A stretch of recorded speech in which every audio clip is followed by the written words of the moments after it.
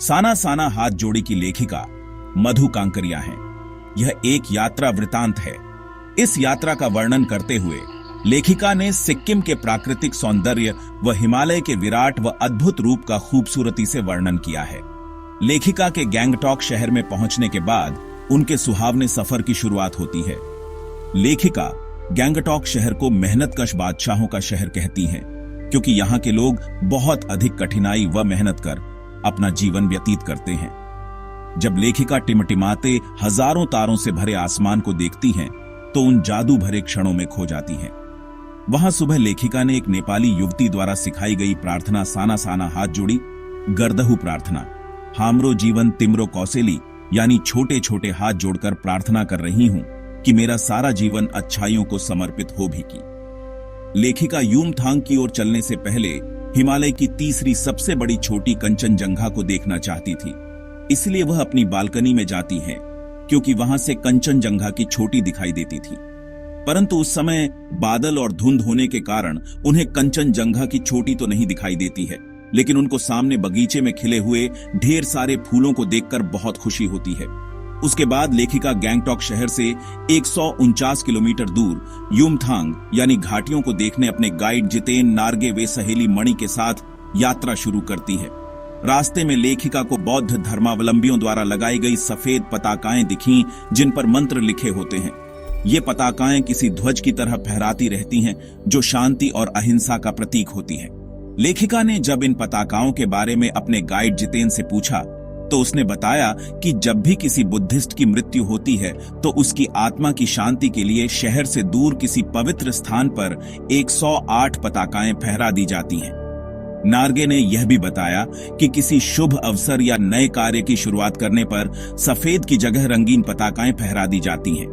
यहां से थोड़ी दूरी पर स्थित कवि लॉन्ग स्टॉक जगह के बारे में नार्गे ने बताया कि यहां गाइड फिल्म की शूटिंग हुई थी। आगे बढ़ते हुए जब लेखिका ने एक कुटिया के अंदर प्रेयर व्हील यानी धर्म चक्र को घूमते हुए देखा, तो उसके बारे में जानने के लिए उत्सुक हुई और अपने गाइड से इसके बारे में पूछा।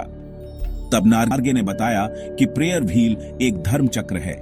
इसको घुमाने से सारे पाप धुल जाते हैं। यह सुनकर लेखिका को एहसास हुआ कि चाहे पहाड़ हो या मैदान हो या कोई भी जगह हो, इस देश की आत्मा एक जैसी ही है।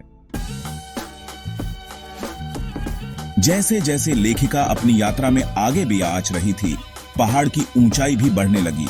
ऊंचाई के कारण बाजार, लोग, बस्तियां सब पीछे छूटने लगे। अब लेखिका को हिमालय पल पल बदलता हुआ नजर आ रहा था, क्योंकि लेखिका को अब हिमालय के खूबसूरत प्राकृतिक नजारे, आसमान छूते पर्वत शिखर, ऊंचाई से झरझर गिरते जलप्रपात, नीचे पूरे वेग से बहती चांदी की तरह चमकती तीस्ता नदी को देखकर अंदर ही अंदर अत्यंत कहुशी महसूस हो रही थी। आगे लेखिका की जीप सेवन सिस्टर्स वाटरफॉल पर रुक गई। उस पानी को अपनी अंजनी में भरकर लेखिका को ऐसा लग रहा था जैसे उसने संकल्प कर अपने अंदर की सारी बुराइयों व दुष्ट वासनाओं को इस झरने के निर्मल धारा में बहा दिया हो। यह सब लेखिका के मन व आत्मा को शांति देने वाला था। लेखिका को पर्वत, झरने, घाटियों, वादियों के ऐसे दुर्लभ नजारे पहली बार देखने को मिल रहे थे और उन्हें सभी कुछ बेहद खूबसूरत लग रहा था।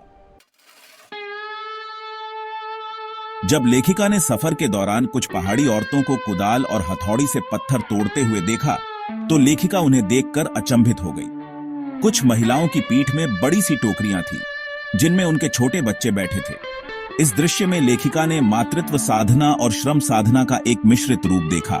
लेखिका को पता चला कि ये महिलाएं पहाड़ी रास्तों को चौड़ा करने का काम कर रही हैं, और ये बहुत ही खतरनाक काम होता है, क्योंकि कई बार इस काम में मजदूरों की मौत भी हो जाती है। यह सब देखकर लेखिका मन मन सोचने लगी कि कितना कम लेकर ये लोग समाज को कितना अधिक वापस कर देते हैं। थोड़ा सा और ऊंचाई पर चलने के बाद लेखिका ने देखा कि 7-8 साल के बच्चे अपने स्कूल से घर लौट रहे हैं। ये बच्चे रोज 3 से 4 किलोमीटर टेढ़े मेढ़े पहाड़ी रास्तों से पैदल चलकर अपने स्कूल पहुंचते हैं, और साथ ही साथ शाम को घर आकर अपनी माओं के साथ मवेशियों को चराने जंगल जाते हैं और जंगल से भारी भारी लकड़ी के गट्ठर सिर पर लाद कर घर लाते हैं। शाम के समय लेखिका ने देखा कि कुछ पहाड़ी औरतें गायों को चराकर वापस अपने घर लौट रही थीं। जब लेखिका की जीप चाय के बागानों से गुजरने लगी, तो लेखिका ने देखा कि कुछ सिक्किम परिधान पहने कुछ युवतियां बागानों से चाय की पत्तियां तोड़ रही थी। लायुंग में लोगों की आजीविका की तो उनके मुख्य साधन पहाड़ी आलू, धान की खेती और शराब ही है। असल में लेखिका यहां बर्फ देखने आई थी, लेकिन उन्हें वहां कहीं भी बर्फ नहीं दिखाई दी। इसका कारण बताते हुए एक स्थानीय युवक ने लेखिका को बताया कि प्रदूषण के कारण अब यहां बर्फबारी बहुत कम होती है। लेखिका को अगर बर्फ देखनी है तो उन्हें कटाव जाना पड़ेगा, जिसे भारत का स्विट्जरलैंड भी कहा जाता है। कटाव में प्राकृतिक सौंदर्य अभी भी पूरी तरह से बरकरार था, क्योंकि यह पर्यटक स्थल के रूप में अभी उतना विकसित नहीं हुआ था। कटाव में लेखिका को बर्फ से ढके पहाड़ चांदी की तरह लग रहे थे, जिन्हें देखकर लेखिका बहुत ही आनंदित महसूस कर रही थी। जहां एक ओर कटाव में लोग बर्फ के साथ फोटो खिंचवा रहे थे, वहीं दूसरी ओर लेखिका तो इस नजारे को अपनी आंखों में भर लेना चाहती थी। थोड़ा आगे चलने पर लेखिका को कुछ फौजी छावनियों दिखी। जब लेखिका ने एक फौजी से पूछा कि आप इस कड़कड़ाती ठंड में यहां कैसे रहते हैं, तब फौजी ने बड़े हंसते हुए जवाब दिया कि आप चैन से इसीलिए सोते हैं क्योंकि हम यहां पहरा देते हैं। उस फौजी की बात सुनकर लेखिका सोचने को मजबूर हो गई कि जब इस कड़कड़ाती ठंड में वे थोड़ी देर भी ठहर नहीं पा रहे हैं, तो ये फौजी कैसे अपनी ड्यूटी निभाते होंगे। यह सोचकर लेखिका का सिर फौजियों के लिए सम्मान से झुक गया। चलते चलते लेखिका को चिप्स बेचती एक सिक्किमी युवती दिखी।